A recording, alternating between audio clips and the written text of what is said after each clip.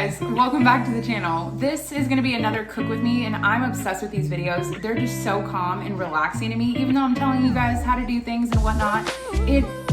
It's just so good, and I'm really hungry right now, so, whew, and it's so hot in here, oh my god. But I was recently talking to a friend about like food and food waste, and I realized I grocery shop a lot, and I'm constantly buying things. Of course, you guys know I use coupons, I find deals, sales, promotions, what have you. But I want to start using a lot of things that I have. I am very thankful and blessed to have a full fridge and a full pantry, but it's only as good as much as you use it, if that makes any sense. So I want to start using the things that I already have, and I like making my own things, but I also have a good amount of pre-made things that I could be using. So enough of me doing this, let's make it. So we're gonna start off with our Mexican rice. I have a non-stick pot. Yeah, non-stick pot. I'm gonna add like half a tablespoon of some oil. Whenever you're making rice, I always recommend using a non-stick for the fact that it doesn't stick and you don't end up wasting like half of your rice. Then we're gonna add 1 cup of rice.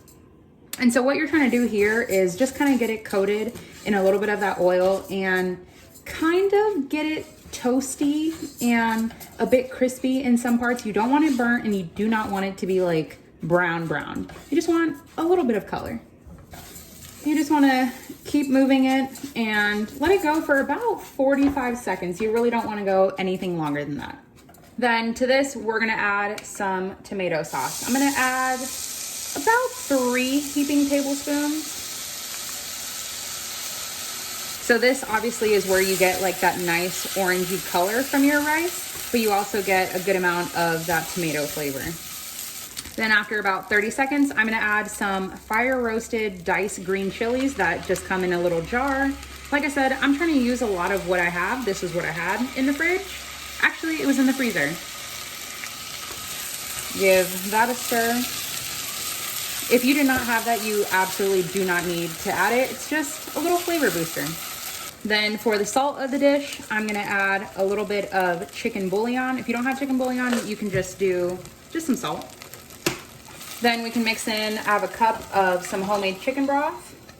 You know what I also have? Shout out to my friend Brittany who gave me this, but this is like the Dominican version of like a bouillon cube, but this is like the tomate one, which is just tomato. So it's just gonna give it more flavor.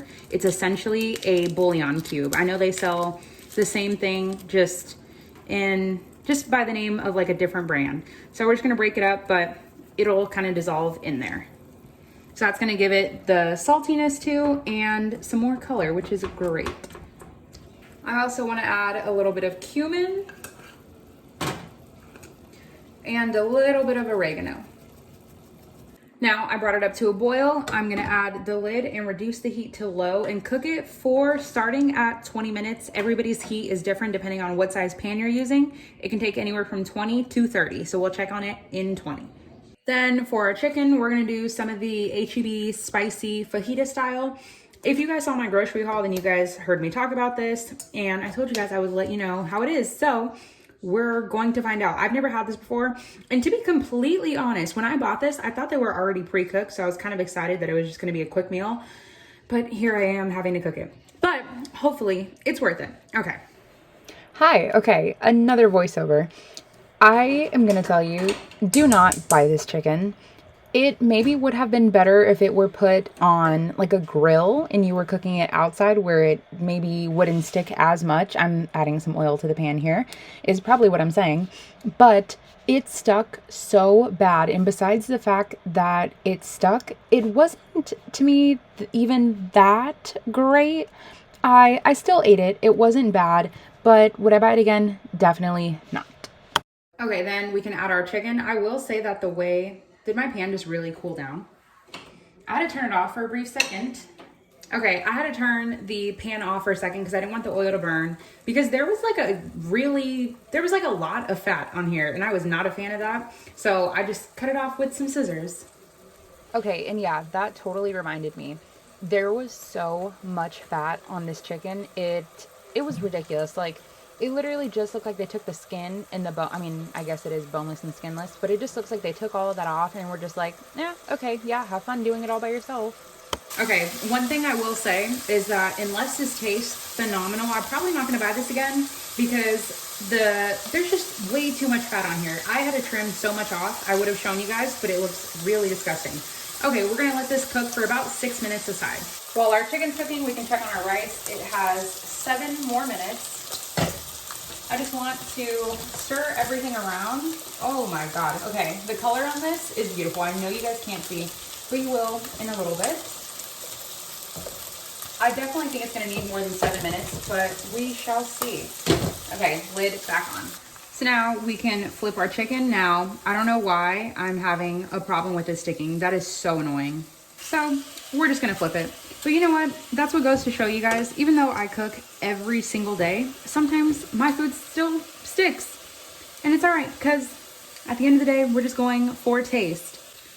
After 22 minutes, I believe, our rice is done and it tastes incredible. Oh my God, so good. Diced green chilies, I feel like it's almost a must now. I chopped up some cilantro, so I'm just gonna add about a handful, maybe 1/4 of a cup of some cilantro. And the cilantro is literally just gonna like wilt in there, so don't even worry about turning back on the heat. You see all this steam? Yeah, it's gonna wilt it. Then we can take our chicken out. Yeah, I don't think I'm ever gonna buy this chicken again because it's just sticking so bad. I don't know if it's just low quality chicken. Like, HEB, what is this? It was so pretty when it went in there. Now look at this. Okay, we're gonna let this rest and then we can slice it up. And for our beans, I have the HEB brand of some refried beans that have chorizo in them. It's just like a spicy Mexican sausage. I tasted these cold just to kind of see how they were, you know, because usually it gets better as you heat it up. They taste pretty good. Are they the best I've ever had in my life? No, but they are pretty close. So just gonna heat that up. This looks so gross, just squeezing it out here. I'll squeeze out the rest into a container because I know we are not gonna eat all of this. This is so much food. Okay, I got really excited and I started eating, but I realized I didn't show you guys how I warm my tortillas. So of course, if you have a gas burner, directly over the flame. Now, for my husband, he has to use tongs, but I will tell you that tongs are honestly the best way. So then you don't have to burn yourself. But just throw it right on the flame in a couple of seconds aside. You're gonna get like a nice toasty, charred flavor, but then it's also gonna be warm. And who wants a cold tortilla? Ooh, and you get the pockets of air. Okay. Ooh, even better.